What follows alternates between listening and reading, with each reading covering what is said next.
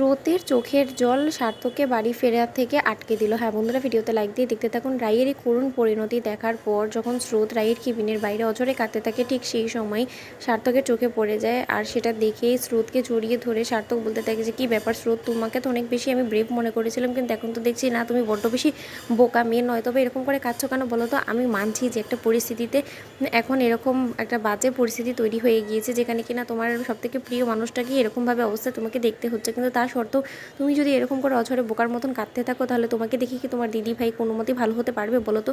তুমি কী চাও, তোমার দিদিভাই সুস্থ হয়ে যাক সেটা চাও না? তাহলে তুমি এরকম করে কাঁদছো কেন বলো তো?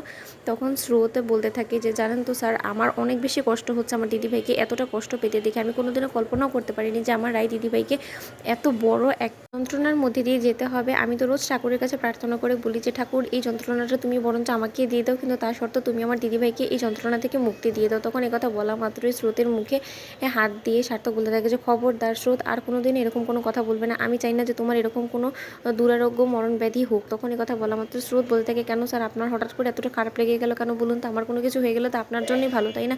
আপনার আর আমাকে টলারেট করতে হবে না, কারণ আপনি তো আমাকে অনেক বেশি জোরে পড়েই আমাকে টলারেট করেন। নয়তো বা আপনি যদি পারতেন তাহলে তো আমাকে কবেই ইউনিভার্সিটি থেকে বের করে দিতেন, তাই না? তখন কথা বলা মাত্র সার্থক বলতে থাকে মনে মনে যে, না, মেয়েটা এরকম পাগলামো করে ঠিক আছে, কিন্তু তা সত্ত্বেও মেয়েটার কোনো কিছু হয়ে গেলে আমি কী করে নিজেকে ঠিক রাখবো? আমি তো সেটাই বুঝতে পারিনি। এখানে তো শুধুমাত্র ওর একটু চোখের জল পড়ছিল, সেটা দেখে আমি নিজেকে ধরে রাখতে পারিনি। আর এখানে যদি ওর কিছু হয়ে যায় তাহলে আমি বাঁচবো কী করে? ওর বাঁচা মরাটা পুরোপুরি কেন সবসময় আমার উপরে এফেক্ট করে এতটা? ওদিকে স্রোত বলতে থাকে, আচ্ছা স্যার, আমাকে একটা কথা বলুন তো, আমার দিদিভাই পুরোপুরি সুস্থ হয়ে যাবে তো না? কারণ আমি তো সবসময় শুনেছি যে এই কেমোথেরাপি দেওয়ার পরও যদি কোনোরকম কোনো পেশেন্টের মধ্যে কোনোরকম কোনো রিকভারি না থাকে, তাহলে হয়তো বা কোনো মতেই পেশেন্ট বাঁচে না। আর এরকমও তো অনেক রেকর্ড আছে যে ক্যান্সার ট্রিটমেন্ট করা সত্ত্বেও পেশেন্ট বেঁচে থাকে না। তাহলে আমার দিদিভাইয়ের কি আছে কি কোনো আর সময় অবশিষ্ট নেই? তখন এই কথা বলা মাত্র স্রোতকে সার্থক বলতে থাকে সান্ত্বনা দিয়ে, আচ্ছা স্রোত, এত তাড়াতাড়ি সব কিছু কেন ভেবে ফেলছো বলো তো? মিরাক্কেলও তো হয়। তখন স্রোত বলতে থাকে যে, না স্যার, আমার মনে হয় না যে আমার দিদিভাইয়ের সাথে কোনো রকম কোনো আর মিরাক্কেল হবে, কারণ সত্যি যদি মিরাক্কেল হওয়ারই থাকতো, ঠাকুর যদি আমার দিদিভাইয়ের সহায় থাকতো, তাহলে তো ঠাকুর আমার দিদিভাইয়ের উপর অভিমান করে এত বড় একটা অসুখ আমার দিদিভাইয়ের শরীরে দিত না, তাই না? তখন এই কথা বলা মাত্র সার্থক বলতে থাকে যে, শোনো, সবসময় ঠাকুরকে দোষারোপ করছো যে, ঠাকুর তো অনেক ভালো কাজও করেছে, তাই না? তোমার মতন একটা ছোট্ট বোন তোমার দিদিভাইয়ের লাইফে দিয়েছে, সেটাও কি কম বলো তো? আজকে যদি তুমি তোমার দিদিভাইয়ের এই লড়াইয়ে তোমার দিদিভাইয়ের পাশে না থাকতে, তাহলে কি তোমার দিদিভাইকে বাঁচানো যেত বলো তো?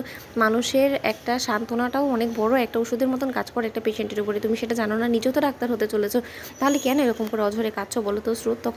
স্রোত বলতে থাকে যে, না স্যার, আমি আর কাঁদবো না, আমাকে স্ট্রং থাকতে হবে আমার দিদিভাইয়ের জন্য। কিন্তু আপনার তো এখন বাড়ি ফেরার কথা, তাই না? আপনার তো এখন আর ডিউটি নেই, আপনি বরঞ্চ বাড়ি ফিরে যান। তখন সার্থক বলতে থাকে যে, না, আজ আর রাতে বাড়ি ফেরা হবে না। তুমি যেরকম কাঁদুনি কাঁদলে, তারপরে তোমার এই কাঁদুনি চেহারাটা বারবার করে ঘুমোলে ফিরে আমার চোখের সামনে ভেসে উঠবে। তো বন্ধুদের ভিডিওটি ভালো লাগলে লাইক, সাবস্ক্রাইব করো।